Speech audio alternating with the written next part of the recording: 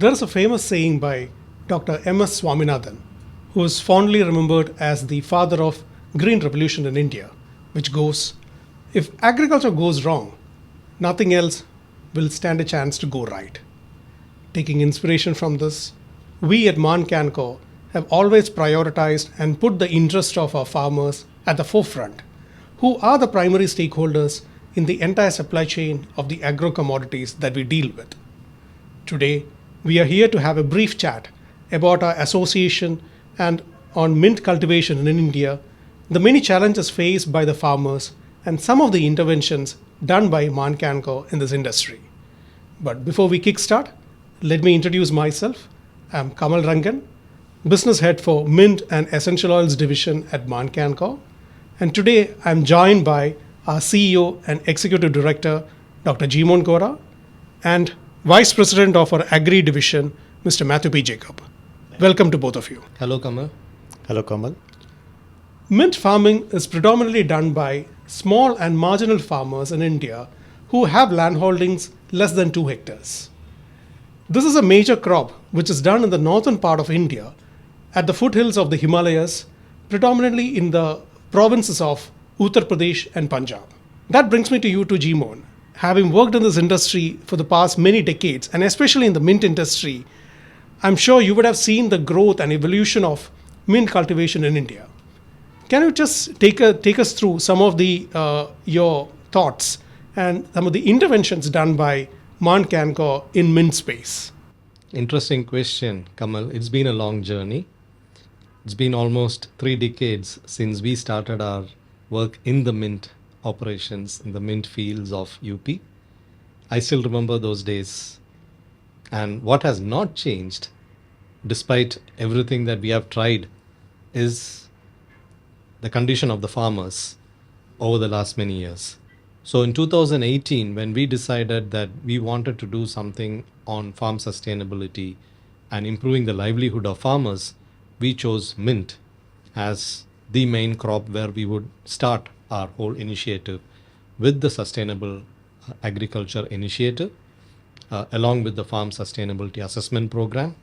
And today, I'm happy to say that we have close to 550 villages in Badayan and Bareilly, with 6,000 farmers impacting close to 16,000 acres.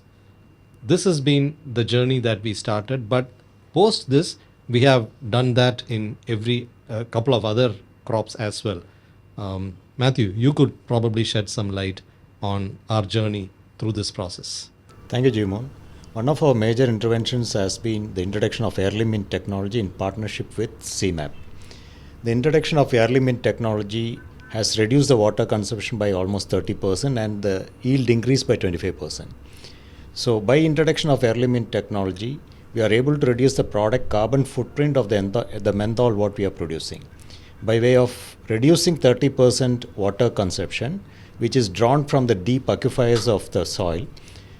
By using diesel pumps, we are able to indirectly reduce the usage of diesel by 30%, which in turn reduces by 30% the greenhouse gas emissions. So net result is our produce, the final produce is almost lower in product carbon footprint. The emissions are considerably low. When we go to the good agriculture practice, the trainings what we do, apart from introduction of early mint technology, we also train the farmers on good agriculture practices by bringing in scientists from CMAP, KVK and agriculture universities, wherein they train the farmers not only on mint but also the traditional crops which they grow. By taking a wholesome approach, we are able to improve the entire productivity of the farmers and the better soil health also, improve the soil health also. Okay, so when we are doing work on mint, is there some support that is given to our farmers for maybe increasing the soil fertility and also maybe to better manage the pest infestation in a natural way? We do a regular soil testing by which we know what is the elements, what is the nutrients lacking in the soil and what is available in the soil. So based on the soil analysis result, we provide proper recommendation to the farmers in using the fertilizers or the inputs judiciously. Apart from that, we also train the farmers in developing their own bio inputs by using the refuses available in the soil like Panchagavya, Jeevamrit, all those things. So when they apply that to the farm, the soil health improves and the yields considerably improves. Apart from that, we have also promoted vermicomposting, farmate manure addition, and all other such practices which help in a long-term sustainability for the farmer by improving the soil health. Okay, when you're mentioning about bettering the farmer income, how can we increase the profitability? Like, do we also support them in or encourage them in doing alternate crops other than mint? Yeah, initially, like once we plant the mint, until it covers the soil, there is all chances of the weed growth being prolific. So what we did is we introduced short-term crops like coriander, spinach, chili, which not only helps in increasing the farmer's income by means of an additional source, but also suppresses the weed, thereby reducing the weeding cost.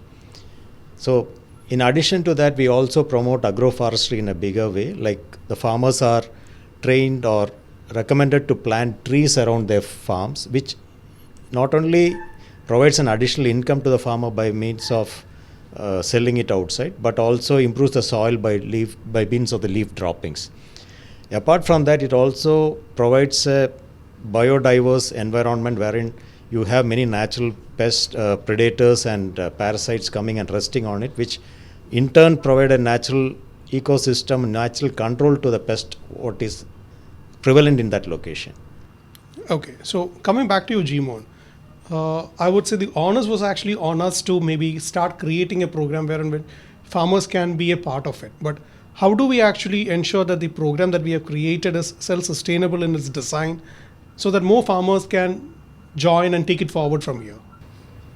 Again, a good question, Kamal. The kind of social structure that is there in the villages, especially in UP with very traditional and conventional way of thinking, is you cannot really force something on them. It has to be shown as an example which can be emulated through experience and through engagement with the local community. But along with that, what we have done is we have worked with CMAP, with KVKs, with agriculture universities to understand which is the best way to cultivate, do the right kind of mint farming, coupled with technology through upgradation of the distillation vessels.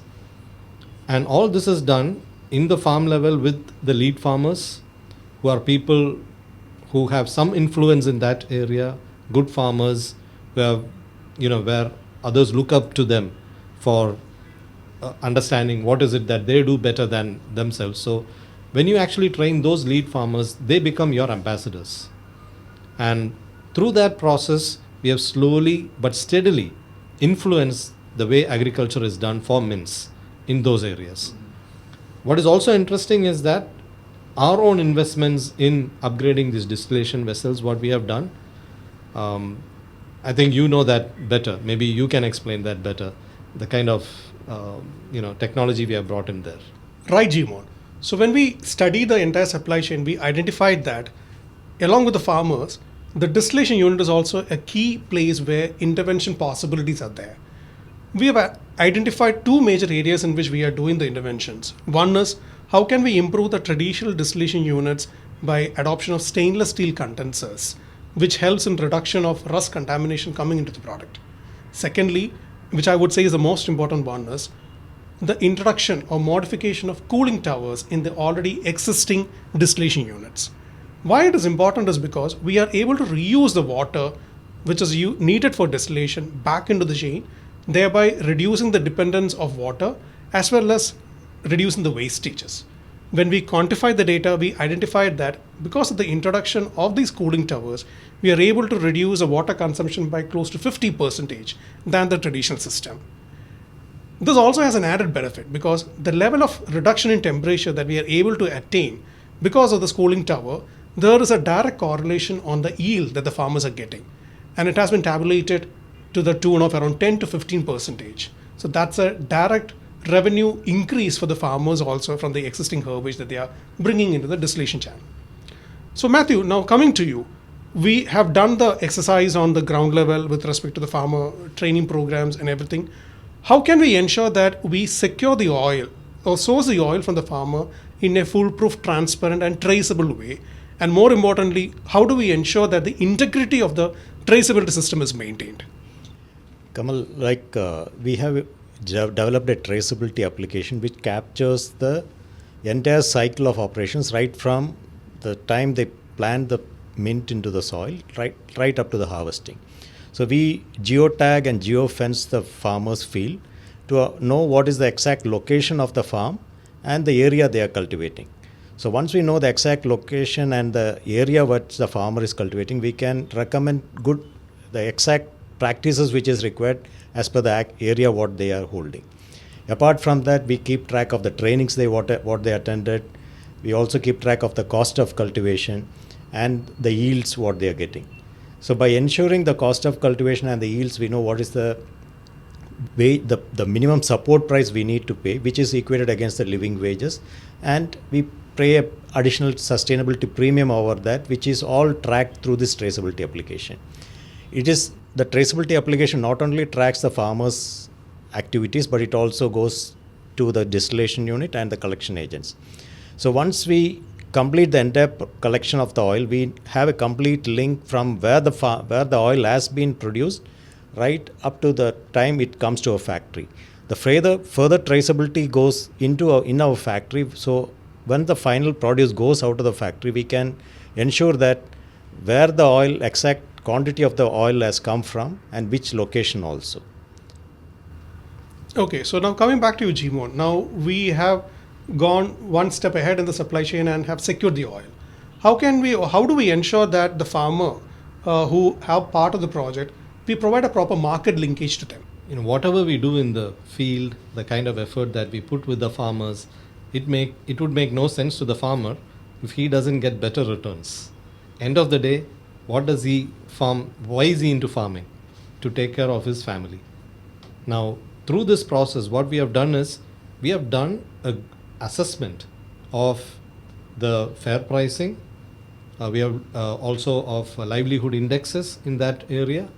There's proper measurable indexes that we have used, and the kind of costs of production, including family labor costs that has gone into agriculture, which normally nobody does.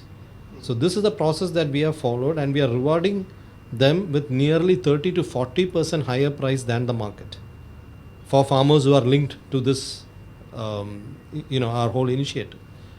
Now that's a direct impact. When other farmers see it, there are more and more farmers who want to become part of this program.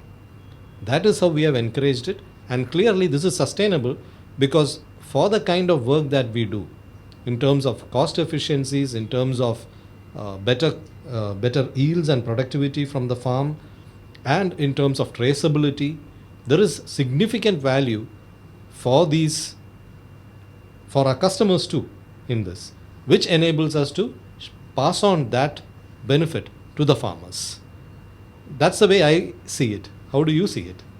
Well, it's a very valid observation, and one point that I want to make here is all the programs that we have designed in the whole supply chain are designed or aligned in such a way that it takes care of the International Labour Organization's principles with respect to safeguarding of human rights, fair wages and fair labor conditions, and even a decent working condition. How do we do that? There are constant assessment and sensitization sessions that we do with our partners also. Then again, coming to the distillation unit, that is where most of the labor will be exposed to the heat and everything. So what we have ensured is that there are proper protective equipments, personal protective equipments handed over to the laborers who are working in the distillation units, and proper trainings given to them so that they do work in a safe and working conditions. That is how we ensure the distillation unit practices. Now, one question that Geemon, what I would like to ask you is, we have done all these things. How do we actually measure it? Or let me rephrase in a better way, like how can we quantify the benefit that we are bringing on to the whole program? Good question, because if you can't measure it, you can't make a claim of this. So therefore, we have actually worked with Qantas It's one of the most leading firms that does this kind of work. And clearly, we focused on three areas. One was climate change, second was water consumption, and the third was marine impact. And I can tell you through this process, the impact in terms of climate change has been a 27% reduction in greenhouse gases, a 37% reduction in water usage because of the early mint technology, and almost 13% reduction in marine eutrophication because of lesser fertilizers and chemicals used. That is an impact which is measurable and quantifiable, and that is what we have done. Clearly, this is to prove to us ourselves that we are doing something good and sustainable, not just for us, but for the farmers and for the environment and for a better society. That's the way we have done it. Okay, so having discussed about the various initiatives that is being done at Kancor, it's quite evident that what we are doing at the grassroots level, it's not just about sourcing, but it's about creating a transformation. Thank you for joining today. Thank you, Kamal. Thank you, Mathew. Thank you, Kamal. Thank you, Geemon.